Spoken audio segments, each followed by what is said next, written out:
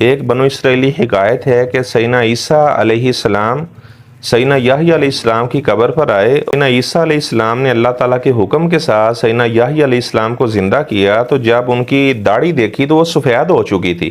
तो सैयदना ईसा अलैहिस्सलाम ने फरमाया कि मेरे भाई याह्या, जब आपकी शहादत हुई थी उस वक़्त तो आपकी दाढ़ी जो है क्या थी, आपकी दाढ़ी सफ़ेद कैसे हो गई है? तो सैयदना याह्या अलैहिस्सलाम ने फरमाया कि मेरे भाई ईसा, जब आपने फरमाया कुम बिज़निल्लाह, अल्लाह के हुक्म से खड़े हो जाओ, तो मैंने समझा शायद क़यामत वाला दिन आ गया है। तो उस दिन की हैबत और डर की वजह से मेरी स्याह दाढ़ी वो सफ़ेद हो गई है।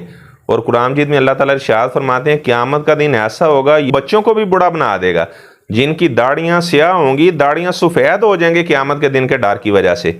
अहवाले आखिरत किताब में इस हिकायत का उन्होंने पंजाबी ज़ुबान में बड़े प्यारे अंदाज से तर्जमा किया है। हज़रत ईसा कब्र ज़ियारत, हज़रत याह्या आया, आखे उस उठ कब्र थी भाई, ते रब ने हज़रत याह्या नू उठाया।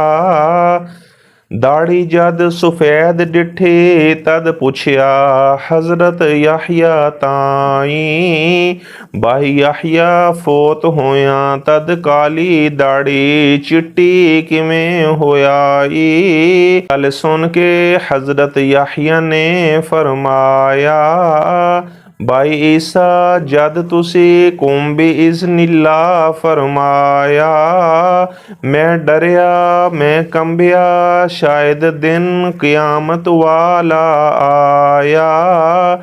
इस डर थी मेरी काली दाढ़ी चिट्टी हुई, हज़रत याह्या ने बतलाया। अल्लाह ताला हमें आखिरत के दिन की तैयारी करने की तौफीक अता फरमाए।